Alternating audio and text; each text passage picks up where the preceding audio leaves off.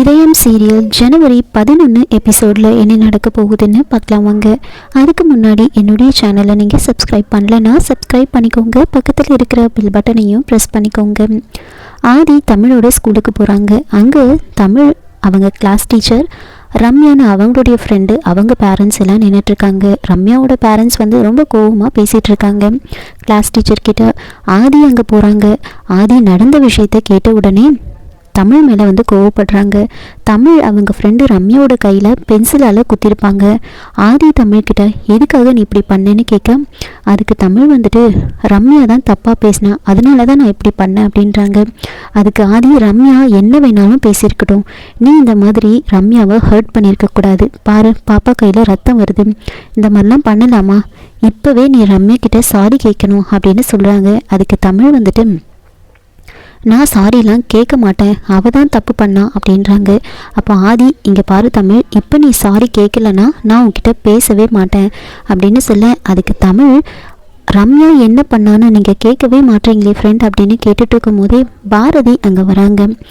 பாரதியை பார்த்த உடனே தமிழ் பாரதி கிட்ட ஓடி போய், அம்மா பாருமா, ஃப்ரெண்டு எனக்கு சப்போர்ட் பண்ணாமல் ரம்யாவுக்கு சப்போர்ட் பண்ணி பேசுகிறாரு, அவள் என்ன பேசினான்னு கூட என்கிட்ட கேட்க மாட்டாருமா, என்னை அவகிட்ட சாரி சொல்ல சொல்லி கேட்குறாரு அப்படின்னு சொல்லிட்டு அழுறாங்க. பாரதி அங்கே வரதை தெரிஞ்சுக்கிட்ட ஆதி அங்கேருந்து எதுவும் பேசாமல் காரை எடுத்துக்கிட்டு கிளம்பிடுவாங்க. அப்போ பாரதி தமிழை சமாதானப்படுத்திட்டு இருக்காங்க. தமிழ், நீ அழாத, நீ யாருக்கிட்டையும் சாரி கேட்க வேண்டாம் அப்படின்னு சொல்லிட்டு பாரதி யோசிச்சுட்டு இருக்காங்க. என் மேலே இருக்கிற கோபத்தை நீங்கள் குழந்தை மேலே காமிச்சிட்டு போயிருக்கீங்களே ஆதி, என்ன மனுஷன் நீங்கள் எல்லாம் அப்படின்னு யோசிச்சுட்டு இருக்காங்க.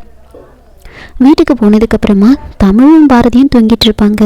அப்போது தமிழ் ஆதி சொன்னதெல்லாம் யோசிச்சுட்டு திடீர்னு எந்திரிச்சு உட்காந்து அழுதுட்டு இருக்காங்க. இதை பார்த்த பாரதி, என்ன தமிழ், எதுக்காக நீ இப்படி அழற? அப்போ நடந்ததே நினச்சி அழுதுட்டு இருக்கியா நீ எதையும் நினச்சி கவலைப்படாத அப்படின்னு சொல்லிட்டு இருக்காங்க. அப்போ தமிழ் பாரதி கிட்ட, அம்மா நான் ஃப்ரெண்டு கிட்ட எவ்வளோ சொல்லியும் அவர் கேட்கவே இல்லை, என்னை சாரி சொல்லிக்கிட்டே இருந்தார், ரம்யா என்ன சொன்னான்னு கூட என்கிட்ட கேட்கலம்மா அப்படின்றாங்க. அதுக்கு பாரதி தான், உன் ஃப்ரெண்டை பற்றி சொன்னல, நீ தான் கேட்கவே இல்லை அப்படின்றாங்க. அப்போது பாரதி தமிழ்கிட்ட என்ன சொல்கிறாங்கன்னா, சரி நீ அழாது, நாளைக்கு காலையில் நான் உங்கள் மிஸ்கிட்ட பேசுகிறேன் அப்படின்னு சொல்ல, அதுக்கு தமிழ், வேண்டாம்மா, ஃப்ரெண்டு பேசிட்டு போனதுனால கண்டிப்பாக என்னோட கிளாஸ் மிஸ் ரம்யா கிட்ட சாரி கேட்க சொல்லுவாங்க அப்படின்றாங்க. அதுக்கு பாரதி, நீ யாருக்கிட்டையும் சாரி கேட்க வேண்டாம், நான் ஸ்கூலில் பேசுகிறேன், இப்போ நீ தூங்கு அப்படின்னு தமிழை சமாதானப்படுத்துகிறாங்க.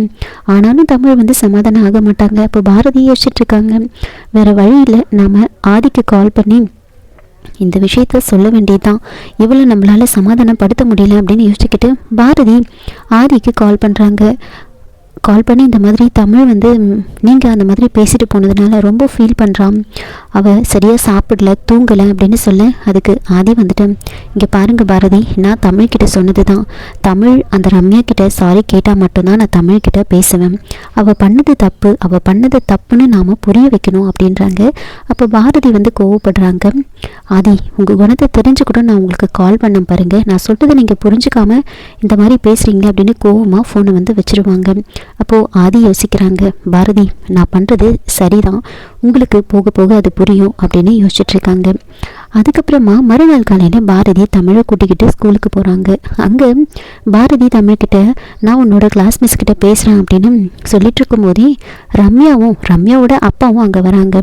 அப்போது ரம்யாவோட கையில் ஒரு கட்டு போட்டிருக்கோம். அதை பார்த்து தமிழ் ஐயோ என்ன இது, ரம்யா கையில் இவ்வளோ பெரிய கட்டு போட்டிருக்கு, ஃப்ரெண்டு சொன்ன மாதிரி நாம் ரம்யாவை ஹர்ட் பண்ணியிருக்கக்கூடாது, நாம் இப்போவே போய் அவகிட்ட சாரி கேட்டுருவோம் அப்படின்னு தமிழ் ரம்யா கிட்ட போயிட்டு சாரி கேட்குறாங்க.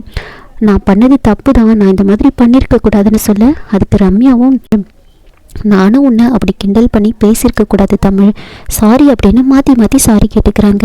இதை பார்த்த ரம்யாவோட அப்பா, மேடம் எங்களுக்கு ரொம்ப கோவம் தான் உங்கள் பொண்ணு இந்த மாதிரி பண்ணதில்லை, ஆனால் தமிழோட அப்பா நேற்று எவ்வளோ பொறுமையாக பேசினார், தமிழுக்காக அவர் எதையும் யோசிக்காமல் எங்ககிட்ட மன்னிப்பு கேட்டார், ஒரு அப்பாவா அவர் சரியாக நடந்துக்கிட்டாரு, அவரோட பொண்ணை எப்போ அன்பு காட்டணும் எப்போ கண்டிக்கணும்னு அவருக்கு நல்லாவே தெரிஞ்சிருக்கு மேடம் அப்படின்னு சொல்லிட்டு போகிறாங்க. அதை கேட்ட பாரதி, நாம் தான் ஆதியை தப்பாக புரிஞ்சுக்கிட்டோம், அவர் தமிழோட நல்லதுக்கு தான் இதெல்லாம் பண்ணியிருக்காரு அப்படின்னு யோசிக்கிறாங்க. அப்போது லதா பாத்தியா பாரதி, ஆதி ஒரு அப்பா ஸ்தானத்தில் எவ்வளோ கரெக்டாக நடந்திருக்காரு பாரு, அவர் எதையும் யோசிக்காமல் தமிழுக்காக அவங்கக்கிட்ட அவர் மன்னிப்பு கேட்டிருக்காரு பாரு அப்படின்னு சொல்லிட்டுருக்காங்க. பாரதியும் லதாவும் ஆஃபீஸ்க்கு போகிறாங்க. அப்போது ஆதி ஒரு சின்ன மீட்டிங் வந்து கண்டக்ட் பண்ணிகிட்ருக்காங்க. அங்கே இருக்கிறவங்க கிட்டலாம் பேசிகிட்டு இருக்காங்க. உங்களுக்கு ஏதாவது ப்ராப்ளம்னா அதை நீங்கள் தயங்காமல் எங்ககிட்ட சொல்லலாம்.